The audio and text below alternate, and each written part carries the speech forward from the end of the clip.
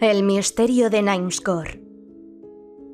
Un relato de la baronesa Orchi, perteneciente a la colección de Lady Molly en Scotland Yard. Pero antes de comenzar, dejadme deciros que mi libro, por cada centímetro de piel que me sobra, ya está a la venta. Os dejo los enlaces de compra abajo en la cajita de descripción. Y ahora sí, continuemos con el relato. Bueno, ya sabes, algunos dicen que es hija de un duque, otros que nació en la miseria, y que el título fue añadido a su nombre para darle estilo e influencia. Yo podría decir mucho, por supuesto, pero mis labios están sellados, como dicen los poetas. Durante toda su exitosa carrera en la comisaría, me honró con su amistad y confianza. Pero cuando me tomó como su socia, por así decirlo, me hizo pretender que nunca revelaría nada de su vida privada. Y juré, ante la Biblia, ojalá me muera, y todo eso. Sí, siempre la llamamos mi señora, desde el momento en que fue puesta al frente de nuestra sección. Y el jefe la llamaba Lady Molly, en nuestra presencia. Nosotras, en el departamento femenino, somos terriblemente menospreciadas por los hombres. Aunque no me digan que las mujeres tienen 10 veces más intuición que los torpes y más severos hombres. Creo firmemente que no tendríamos ni la mitad de crímenes sin resolver si algunos de los llamados misterios fueran puestos a prueba bajo la investigación femenina. ¿Supones por un momento, por ejemplo, que la verdad sobre ese caso extraordinario en Namescore habría salido a la luz si los hombres solos hubieran manejado el asunto? ¿Habría algún hombre tomado un riesgo tan audaz como lo hizo Lady Molly cuando...? Pero estoy adelantándome. Permíteme volver a esa memorable mañana en que entró en mi habitación en un estado de agitación salvaje. El jefe dice que puedo ir a Namescore si quiero, Mary, dijo con una voz temblorosa de emoción. ¿Tú? Exclamé. ¿Para qué? ¿Para qué? ¿Para qué? Repitió con entusiasmo. Mary, no lo entiendes. Es la oportunidad que he estado esperando. La oportunidad de mi vida. Todos están desesperados con el caso en la comisaría. El público está furioso. Y columnas de cartas sarcásticas aparecen en la prensa diaria. Ninguno de nuestros hombres sabe qué hacer. Están al borde del colapso. Y esta mañana fui a ver al jefe. ¿Sí? Pregunté con entusiasmo. Pues de repente dejó de hablar. Bueno, no importa ahora cómo lo hice. Te contaré todo en el camino, ya que tenemos justo tiempo para tomar el tren de las 11 a Canterbury. El jefe dice que puedo ir y que puedo llevar conmigo a quien quiera. Sugirió a uno de los hombres, pero de alguna manera siento que esto es trabajo de mujeres. Y prefiero llevarte a ti, Mary, que a cualquier otro.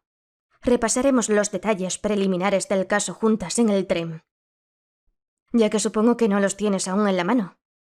Y solo tienes tiempo para empacar algunas cosas y reunirte conmigo en la oficina de boletos de Charing Cross, a tiempo para ese tren de las 11 en punto. Salió antes de que pudiera hacerle más preguntas. Y de todos modos estaba demasiado asombrada para decir mucho. Un caso de asesinato en manos del departamento femenino. Tal cosa no se había oído hasta ahora. Pero yo también estaba emocionada. Y puedes estar segura de que llegué a la estación con tiempo de sobra. Afortunadamente, Lady Molly y yo teníamos un compartimento para nosotras solas. Era un viaje sin paradas hasta Canterbury. Así que teníamos mucho tiempo por delante. Y yo moría por saber todo sobre este caso, ya que tendría el honor de ayudar a Lady Molly en él. El asesinato de Mary Nichols había sido cometido en Ash Court, una antigua mansión que se encuentra en el pueblo de Namescore. El lugar está rodeado por terrenos ricamente arbolados, cuya parte más fascinante es una isla en medio de un pequeño estanque, que se cruza por un diminuto puente rústico. La isla Se llama El Desierto y está en la parte más alejada de los terrenos, fuera de la vista y del alcance del oído de la mansión. Fue en este encantador lugar, al borde del estanque, donde se encontró el cuerpo de una joven el pasado 5 de febrero. Te ahorraré los horribles detalles de este macabro descubrimiento. Baste decir por ahora que la desafortunada mujer yacía boca abajo, con la parte inferior de su cuerpo sobre el pequeño terraplén cubierto de hierba. En su cabeza, brazos y hombros sumergidos en el lodo del agua estancada justo debajo. Fue Timothy Coleman, uno de los jardineros de Ash Court, quien hizo este espantoso descubrimiento. Había cruzado el puente rústico y recorrido la pequeña isla en su totalidad, cuando notó algo azul que yacía medio dentro y medio fuera del agua más allá. Timothy es un campesino imperturbable y sin emociones, y una vez que se dio cuenta de que el objeto era el cuerpo de una mujer con un vestido azul con ribetes blancos, se inclinó tranquilamente y trató de levantarlo del barro. Pero aquí incluso su imperturbabilidad cedió ante la terrible vista que se reveló ante él. Era obvio que la mujer, quienquiera que fuese, había sido brutalmente asesinada, ya que su vestido en la parte delantera estaba manchado de sangre. Pero lo que era tan horrible que incluso hizo que el viejo Timothy se sintiera enfermo de horror, era que, debido a que la cabeza, los brazos y los hombros aparentemente habían estado en el lodo durante algún tiempo, estaban en un avanzado estado de descomposición. Bueno, por supuesto, se hizo inmediatamente lo necesario. Coleman fue a buscar ayuda en la portería, y pronto la policía estaba en la escena y había trasladado los restos de la desafortunada víctima a la pequeña comisaría local. Namescore es un pueblo somnoliento y apartado, situado a unas 7 millas de Canterbury y a 4 de Sandwich. Pronto todos en el lugar habían oído que se había cometido un terrible asesinato en el pueblo, y todos los detalles ya se discutían libremente en el Green Man.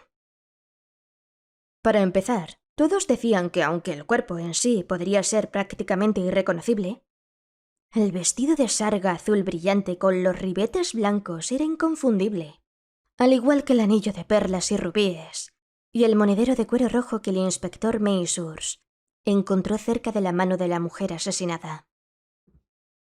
Dentro de 2 horas del espeluznante hallazgo de Timothy Coleman, la identidad de la desafortunada víctima se estableció firmemente como la de Mary Nichols, quien vivía con su hermana Susan en el número 2 de Elm Cottage, en Namescore Lane, casi enfrente de Ash Court.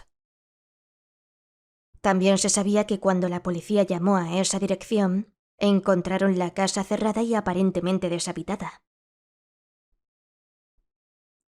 La señora Hooker, que vivía en el número 1, explicó al inspector Meisures que Susan y Mary Nichols habían dejado su casa hace aproximadamente 15 días y que no las había visto desde entonces. «Mañana hará 2 semanas», dijo. «Yo estaba justo en mi puerta llamando al gato para que entrara. Eran más de las 7 y tan oscuro como nunca habías visto. Apenas podías ver tus manos delante de tus ojos. Y había una llovizna húmeda y desagradable por todos lados. Susan y Mary salieron de su casa. No pude ver bien a Susan, pero oí la voz de Mary con toda claridad. Ella dijo: «Tenemos que darnos prisa». Pensando que podrían ir a hacer algunas compras en el pueblo, les grité que acababa de oír el reloj de la iglesia dar las 7. Y que siendo jueves encontrarían todas las tiendas cerradas en Namescore.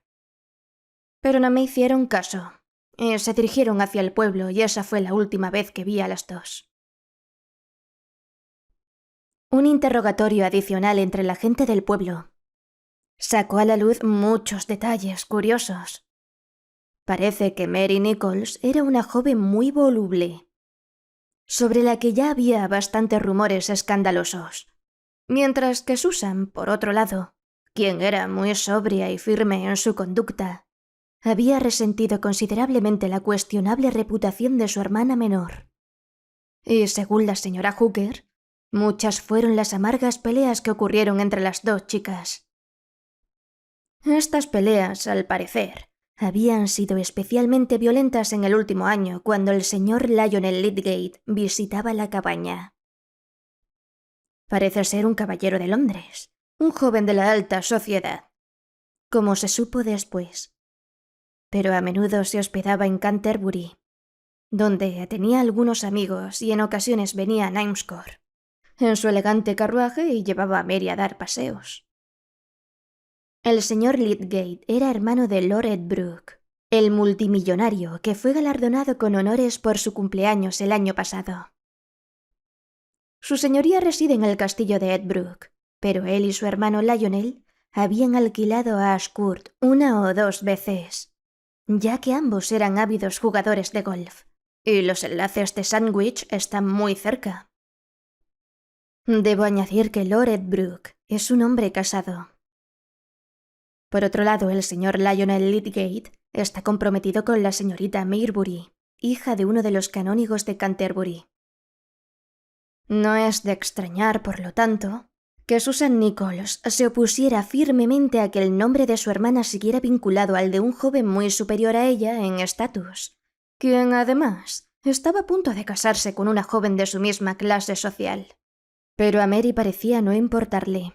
Era una joven a la que solo le gustaba la diversión y el placer. Y se encogía de hombros ante la opinión pública. A pesar de que había rumores feos sobre la paternidad de una niña pequeña que ella misma había dejado al cuidado de la señora Williams, una viuda que vivía en una cabaña algo aislada en el camino a Canterbury. Mary le había dicho a la señora Williams que el padre de la niña, que era su propio hermano, había muerto muy repentinamente, dejando a la pequeña a su cargo y al de Susan. Y como no podían cuidarla adecuadamente, deseaban que la señora Williams se hiciera cargo de ella. A esto, la señora Williams accedió de buena gana. Se acordó una cantidad para el mantenimiento de la niña, y a partir de entonces Mary Nichols iba cada semana a ver a la pequeña, y siempre traía el dinero con ella. El inspector Measures visitó a la señora Williams. Y ciertamente la digna viuda tenía una secuela muy sorprendente que añadir a la historia anterior. «Hace 2 semanas mañana», explicó la señora Williams al inspector. Un poco después de las 7 en punto,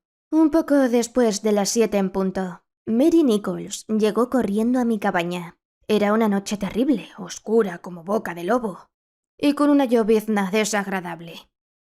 Mary me dice que tiene mucha prisa, que va a Londres en un tren desde Canterbury y que quiere despedirse de la niña. Parecía terriblemente alterada, y su ropa estaba muy mojada. Traigo a la niña y ella la besa de manera un tanto salvaje y me dice: «Cuidarás mucho de ella, señora Williams. Puede que me ausente un tiempo». Luego dejó a la niña y me dio 2 libras, el dinero para el mantenimiento de la niña durante 8 semanas. Después de esto, al parecer, Mary volvió a decir adiós y salió corriendo de la cabaña, y la señora Williams la acompañó hasta la puerta principal. La noche era muy oscura y no pudo ver si Mary estaba sola o no, hasta que de repente oyó su voz decir llorosa: «Tenía que besar a la niña». Luego la voz se apagó en la distancia en el camino a Canterbury. Dijo la señora Williams con gran énfasis. Hasta ese momento, como puedes ver, el inspector Measures pudo fijar la partida de las 2 hermanas Nichols desde Knimscore en la noche del 23 de enero. Obviamente, salieron de su cabaña alrededor de las 7. Fueron a casa de la señora Williams, donde Susan se quedó afuera mientras Mary entraba para despedirse de la niña. Después de eso, todas las huellas de ellas parecen haberse desvanecido. Si fueron o no a Canterbury, si tomaron el último tren hacia Londres, en qué estación bajaron o cuándo regresó la pobre Mary, no se pudo descubrir por el momento. Según el médico forense, la desafortunada joven debió de haber estado muerta durante 12 o 13 días como mínimo, ya que aunque el agua estancada podría haber acelerado la descomposición, la cabeza no podría haber llegado a un estado tan avanzado en menos de 2 semanas. En la estación de Canterbury, ni el taquillero ni los maleteros pudieron arrojar luz sobre el tema. Canterbury West es una estación muy concurrida, y decenas de pasajeros compran boletos y pasan por las barreras todos los días. Por lo tanto, era imposible obtener información positiva sobre dos jóvenes que pueden o no haber viajado en el último tren hacia Londres el sábado 23 de enero. Es decir, 2 semanas antes. Solo una cosa era segura. Ya fuera que Susan hubiera ido a Canterbury y viajado en ese tren sola o con su hermana, Mary sin duda había regresado a Namescore esa misma noche o al día siguiente, ya que Timothy Coleman encontró sus restos medio descompuestos en los terrenos de Ash Court 2 semanas después. ¿Había regresado para encontrarse con su amante o por qué? ¿Y dónde estaba Susan ahora? Desde el principio, como puedes ver, había un gran elemento de misterio en todo el caso. Y era natural que la policía local sintiera que, a menos que algo más definitivo surgiera en la investigación, les gustaría contar con la asistencia de algunos de los muchachos de Scotland Yard. Así que las primeras notas fueron enviadas a Londres, y algunas de ellas llegaron a nuestras manos. Lady Molly se interesó profundamente en el caso desde el principio, y estoy convencida de que simplemente presionó al jefe para que le permitiera ir a Namescore y ver qué podía hacer. Al principio se entendió que Lady Molly solo iría a Canterbury después de la investigación, si la policía local aún sentía que necesitaban asistencia desde Londres. Pero nada estaba más lejos de las intenciones de mi señora que esperar hasta entonces. No me iba a perder el primer acto de un drama romántico, me dijo mientras nuestro tren entraba en la estación de Canterbury. Recoge tu bolsa, Mary. Vamos a caminar hasta Namescore, como 2 damas artistas en una gira de dibujo. Recuerda, y encontraremos alojamiento en el pueblo, estoy segura. Almorzamos en Canterbury, y luego comenzamos a caminar las 6 millas y media hasta Namescore, llevando nuestras bolsas. Nos alojamos en una de las cabañas donde un letrero que decía «Habitaciones para una dama o caballero respetable» nos invitó a entrar de manera hospitalaria.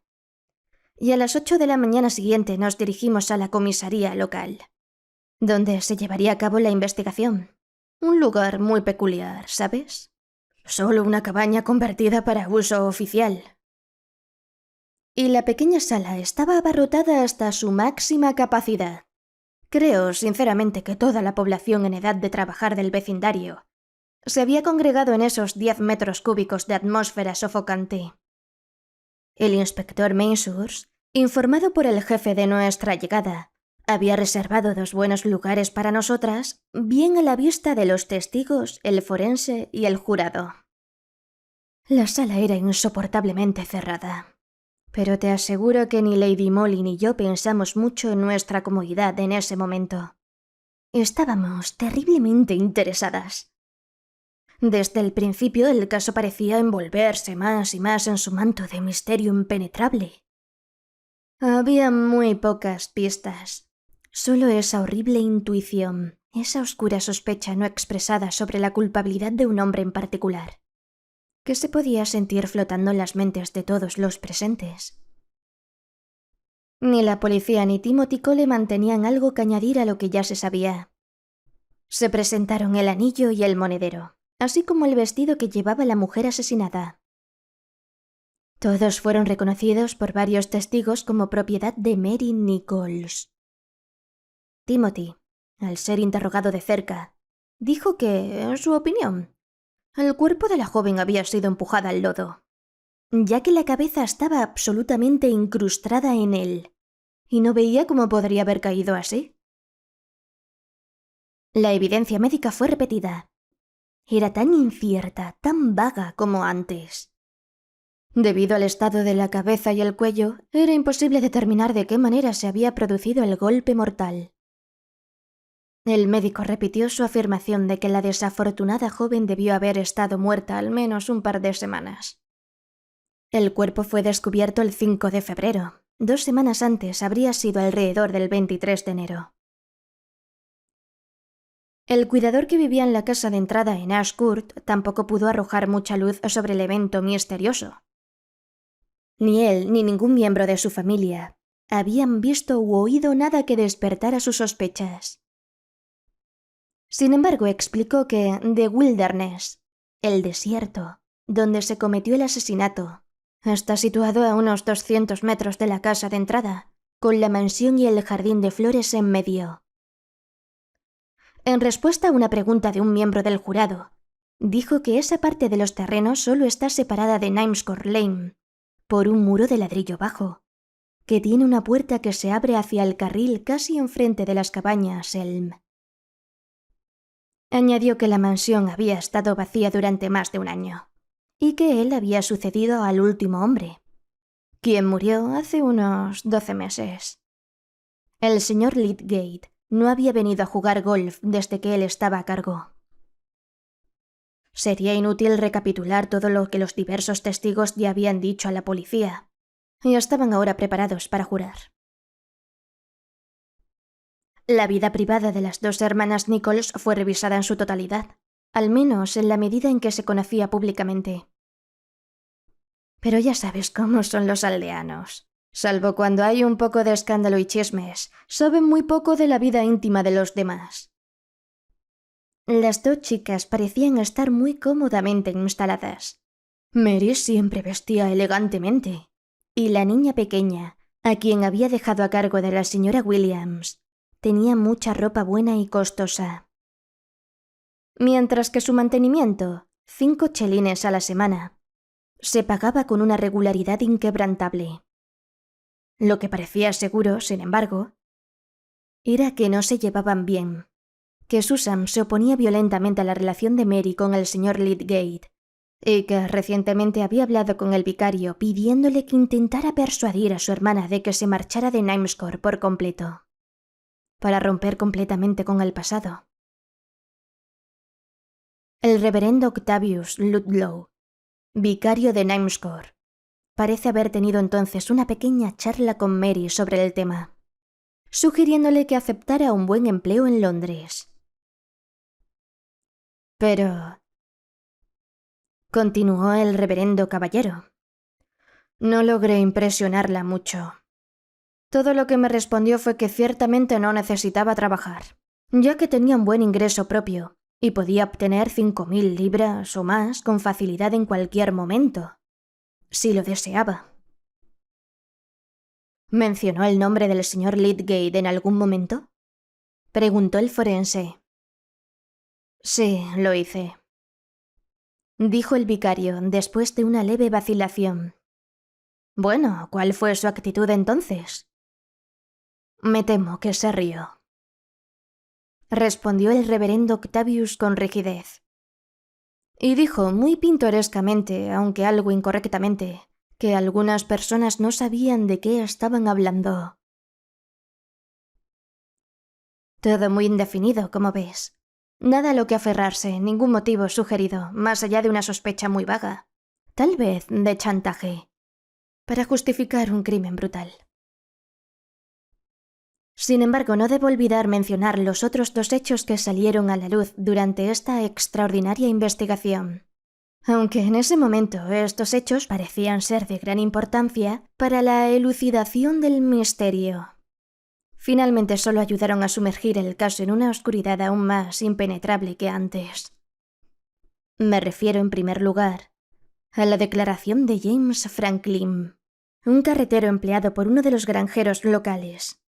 Declaró que aproximadamente a las 6:30 de esa misma noche del sábado 23 de enero, estaba pasando por Knimscore Lane guiando a su caballo y carreta, ya que la noche era realmente muy oscura. Justo cuando llegó a algún lugar cerca de las cabañas, él oyó una voz masculina diciendo en un tipo de susurro ronco: «Abre la puerta, no puedes, está oscuro como el infierno». Luego una pausa, tras la cual la misma voz añadió: «Mary, ¿a dónde diablos estás?». A lo que una voz femenina respondió: «Está bien, ya voy». James Franklin no oyó nada más después de eso, ni vio a nadie en la oscuridad. Con la solidez peculiar de los campesinos de Kent, no pensó más en esto hasta el día en que oyó que Mary Nichols había sido asesinada. Entonces se presentó voluntariamente y contó su historia a la policía. Ahora, cuando fue interrogado de cerca, no pudo decir con certeza si esas voces provenían del lado del carril donde están las cabañas él, o del otro lado, que está bordeado por un muro de ladrillo rojo.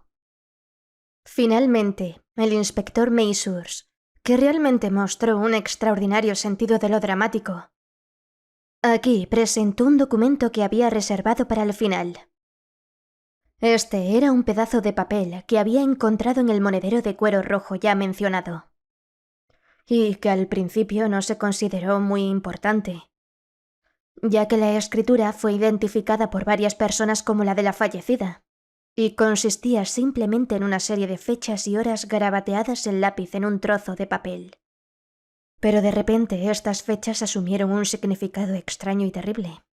Dos de ellas al menos. El 26 de diciembre y el 1 de enero seguidas de 10 de la mañana. Eran días en el que el señor Lydgate vino a Namescore y llevó a Mary a dar paseos en coche. Varios testigos lo juraron positivamente. Ambas fechas coincidieron con encuentros locales de los Harriers, a los que otras personas del pueblo habían ido. Y Mary dijo abiertamente después lo mucho que había disfrutado de estos.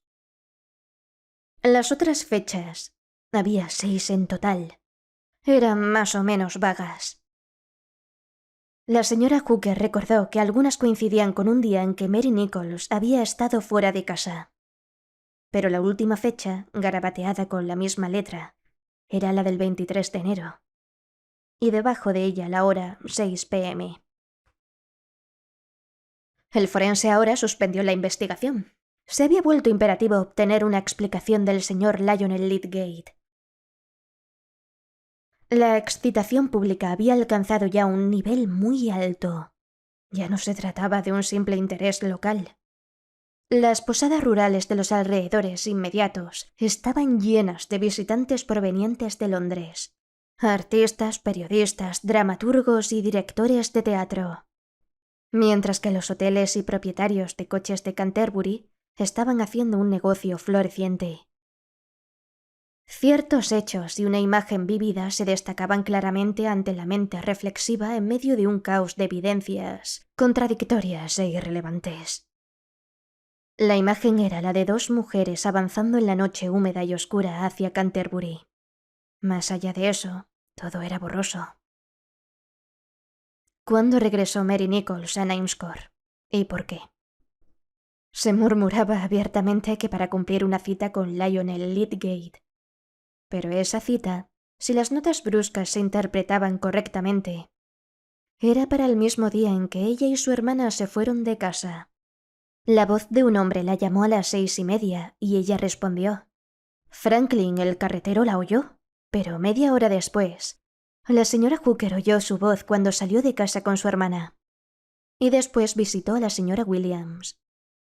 La única teoría compatible con todo esto era, por supuesto, que Mary simplemente acompañó a Susan parte del camino hacia Canterbury. Luego regresó para encontrarse con su amante, quien la trajo a los terrenos desiertos de Ashcourt, y allí la asesinó. El motivo no era difícil de encontrar. El señor Lionel Lydgate, a punto de casarse, deseaba silenciar para siempre una voz que amenazaba con ser desagradablemente persistente en sus demandas de dinero y en sus amenazas de escándalo. Pero había un gran argumento en contra de esa teoría: la desaparición de Susan Nichols. Se había hecho una amplia campaña para encontrarla. El asesinato de su hermana se había publicado en todos los periódicos del Reino Unido. No podía ignorarlo. Y sobre todo ella odiaba al señor Lydgate. ¿Por qué no vino a añadir el peso de su testimonio en su contra si, de hecho, él era culpable? Y si el señor Lydgate era inocente, entonces, ¿dónde estaba el criminal? ¿Y por qué había desaparecido Susan Nichols? ¿Por qué? ¿Por qué? ¿Por qué? Bueno, al día siguiente lo mostraría. El señor Lionel Lydgate había sido citado por la policía para testificar en la investigación postergada. Atractivo, muy atlético y obviamente extremadamente perturbado y nervioso, entró en la pequeña sala del tribunal, acompañado de su abogado, justo antes de que el forense y el jurado tomaran asiento. Miró con atención a Lady Molly mientras se sentaba, y por la expresión en su rostro supuse que estaba bastante desconcertado por saber quién era ella. Fue el primer testigo llamado. Con valentía y claridad, dio un relato conciso de su relación con la fallecida. Ella era bonita y entretenida, dijo. Me gustaba sacarla cuando estaba en la vecindad. No era un problema para mí. No había mal en ella, fuera lo que dijeran los chismes del pueblo. Sé que había estado en problemas, como dicen, pero eso no tenía nada que ver conmigo. No era mi estilo ser duro con una chica, y me parece que ha sido muy maltratada por algún sinvergüenza. Aquí fue presionado por el forense, que deseaba que explicara lo que quería decir. Pero el señor Lydgate se volvió obstinado, y a cada pregunta sugestiva respondió de manera estoica y muy enfática. No sé quién era, no tenía nada que ver conmigo, pero me sentí mal por la chica debido a que todos se volvieron en su contra, incluida su hermana, y traté de darle un poco de placer cuando pude. Eso estaba bien, muy simpáticamente contado.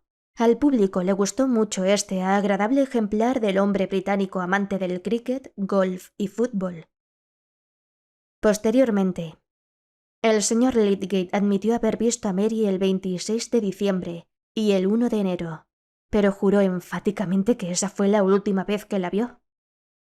Pero el 23 de enero, insinuó el forense. ¿Hiciste una cita con la fallecida ese día? Por supuesto que no, respondió. ¿Pero la viste ese día? Rotundamente no, respondió tranquilamente.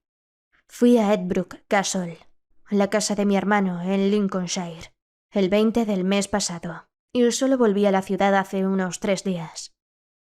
¿Jura eso, señor Lydgate?, preguntó el forense. Lo juro, de hecho, y hay una veintena de testigos que pueden confirmarlo. La familia, los invitados a la casa, los sirvientes. Trató de dominar su propia excitación. Supongo que, pobre hombre, apenas se había dado cuenta de que ciertas sospechas horribles pesaban sobre él. Su abogado lo tranquilizó y pronto se sentó, mientras, debo decir, que todos los presentes se sintieron aliviados al pensar que el apuesto joven atleta no era, después de todo, un asesino. A simple vista ciertamente parecía absurdo. Pero luego, por supuesto, estaba el estancamiento. Y como no había más testigos que escuchar, ni nuevos hechos que esclarecer, el jurado volvió el veredicto habitual contra alguna persona o personas desconocidas. Y nosotros, los espectadores muy interesados, nos quedamos con el problema. ¿Quién asesinó a Mary Nichols? ¿Y dónde estaba su hermana Susan? Después del veredicto, volvimos a nuestras habitaciones. Lady Molly caminaba en silencio, con esa profunda arruga entre sus cejas que significaba que estaba profundamente pensativa. Ahora tomaremos un té, dije con un suspiro de alivio en cuanto entramos a la puerta de la cabaña. No, no tomaremos té, respondió mi señora secamente. Voy a redactar un telegrama y nos iremos directamente a Canterbury para enviarlo desde allí. ¿A Canterbury?, exclamé.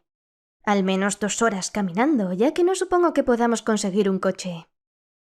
Son más de las 3. ¿Por qué no enviar tu telegrama desde Namescore? Mary, eres tonta. Fue toda la respuesta que obtuve.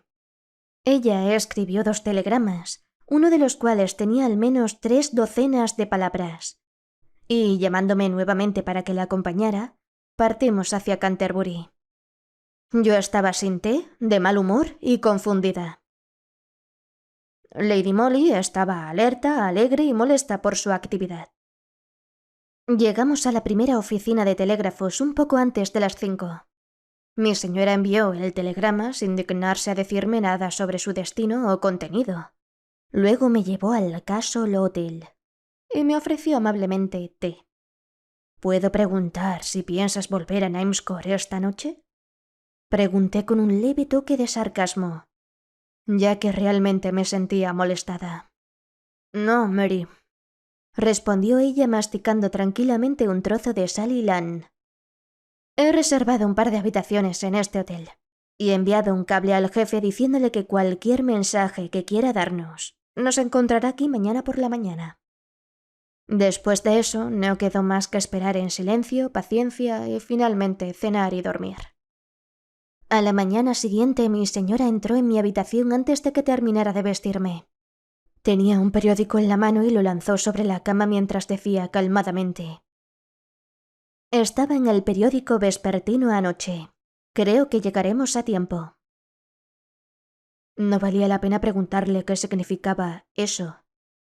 Era más fácil recoger el periódico, lo cual hice.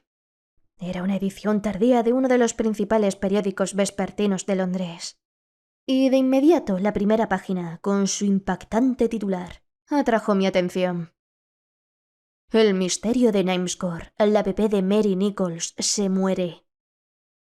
Luego, debajo de eso, un breve párrafo. Lamentamos saber que la pequeña hija de la desafortunada chica que fue asesinada recientemente en Ash Court, Namescore, Kent, en circunstancias tan terribles y misteriosas, está muy enferma en la cabaña de la señora Williams, en cuyo cuidado se encuentra. El médico local que la visitó hoy declara que no puede durar más de unas pocas horas. Al momento de ir a la prensa, la naturaleza de la enfermedad de la niña no era conocida por nuestro representante especial en Namescore.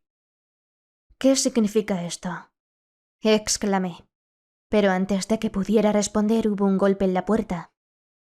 Un telegrama para la señora Granard, dijo la voz del reportero.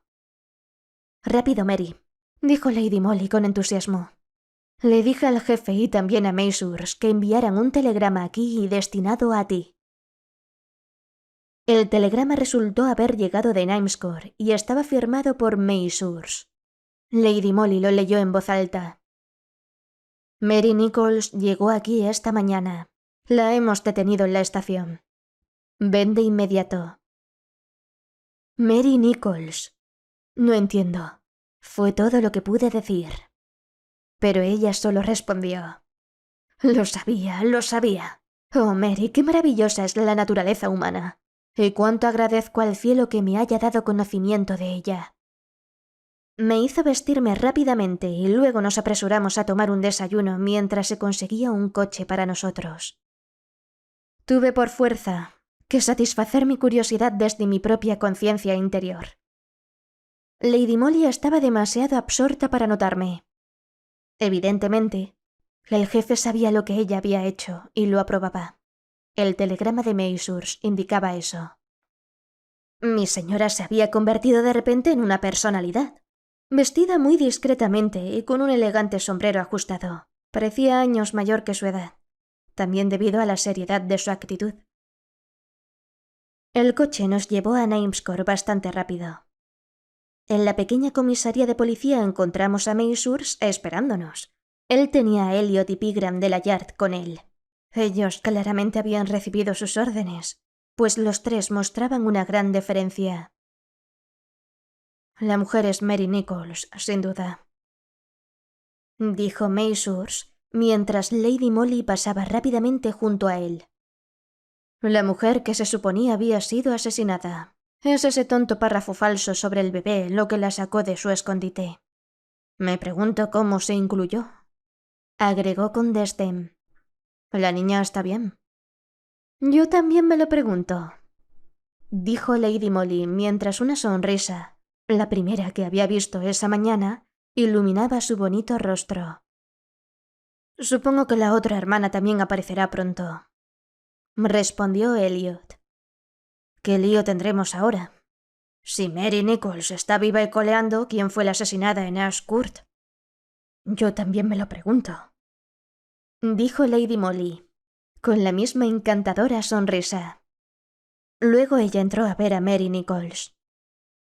El reverendo Octavius Ludlow estaba sentado junto a la chica, que parecía presa de una gran angustia, ya que lloraba amargamente. Lady Molly pidió a Elliot y a los demás que esperaran en el pasillo mientras ella misma entraba en la habitación, yo siguiéndola detrás. Cuando la puerta se cerró, se acercó a Mary Nichols y, asumiendo una actitud dura y severa, dijo: «Bueno, al fin te has decidido, Nichols, ¿no? Supongo que sabes que hemos solicitado una orden para tu arresto».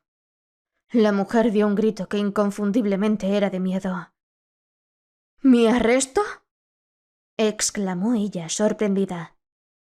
«¿Para qué?». «Por el asesinato de tu hermana Susan».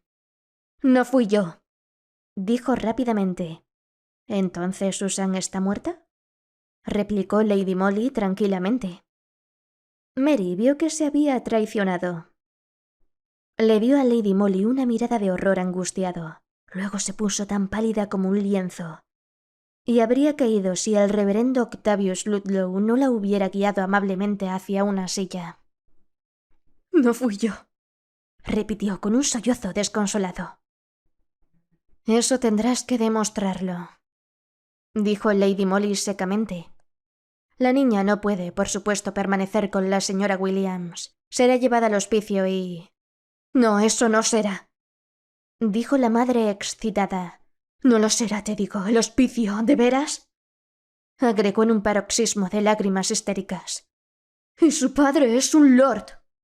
El reverendo y yo exclamamos de asombro, pero Lady Molly había llevado el asunto a este clímax de manera tan ingeniosa que era obvio que lo había adivinado todo desde el principio. Y simplemente había llevado a Mary Nichols a hacer esta admisión. Qué bien conocía la naturaleza humana al enfrentar a la niña contra la amante. Mary Nichols estaba lo suficientemente dispuesta a ocultarse, a separarse de su hija, incluso por un tiempo, para salvar al hombre que una vez amó de las consecuencias de su crimen. Pero cuando escuchó que su hija estaba muriendo, ya no podía soportar dejarla entre extraños. Y cuando Lady Molly la provocó con el hospicio, exclamó con orgullo maternal: «El hospicio, y su padre es un lord». Atrapada en un rincón, confesó toda la verdad.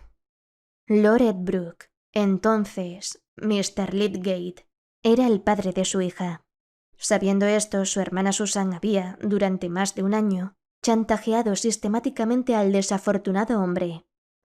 No del todo, al parecer, sin la connivencia de Mary.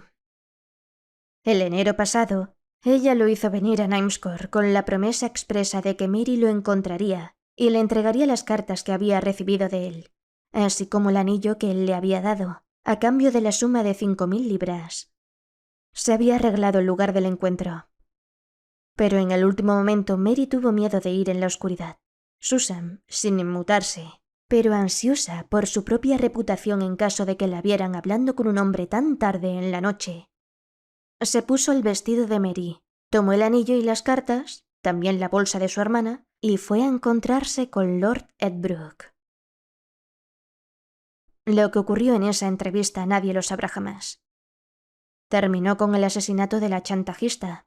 Supongo que el hecho de que Susan hubiera comenzado en cierta medida haciéndose pasar por su hermana dio al asesino la primera idea de confundir la identidad de su víctima, mediante el horrible dispositivo de enterrar el cuerpo en el lodazal.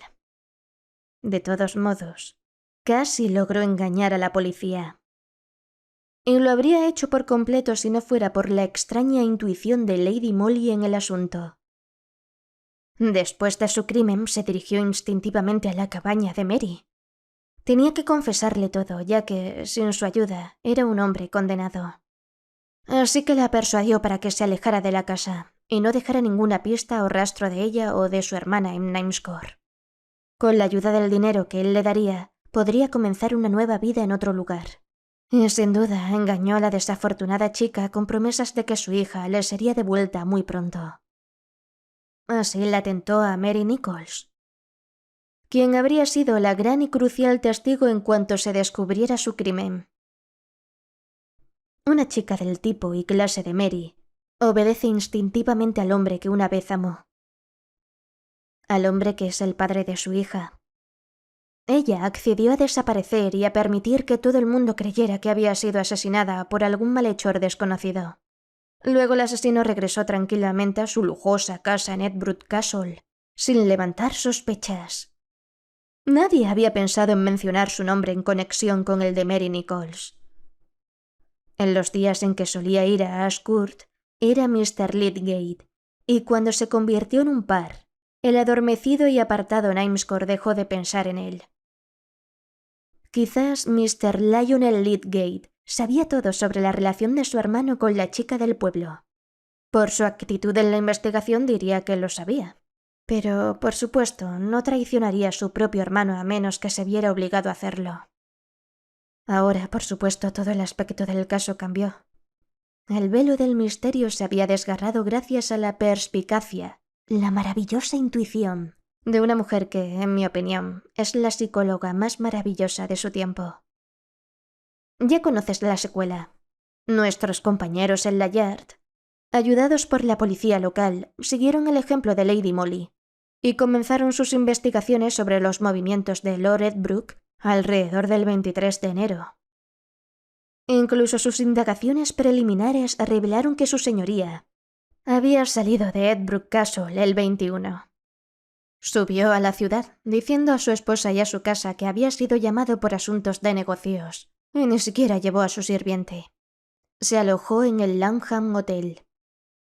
Pero aquí las investigaciones policiales llegaron a un abrupto final. Lord Edbrook evidentemente se enteró de ellas. De todos modos, el día después de que Lady Molly sacara tan hábilmente a Mary Nichols de su escondite y la sorprendiera con una admisión de la verdad, el desafortunado hombre se arrojó frente al tren expreso en la estación de Grantham y murió instantáneamente. La justicia humana no puede alcanzarlo ahora. Pero no me digas que un hombre habría pensado en ese párrafo falso, o en la burla que hirió el orgullo maternal de la chica del pueblo, y así le arrancó una admisión que ningún ingenio masculino habría obtenido jamás. Fin.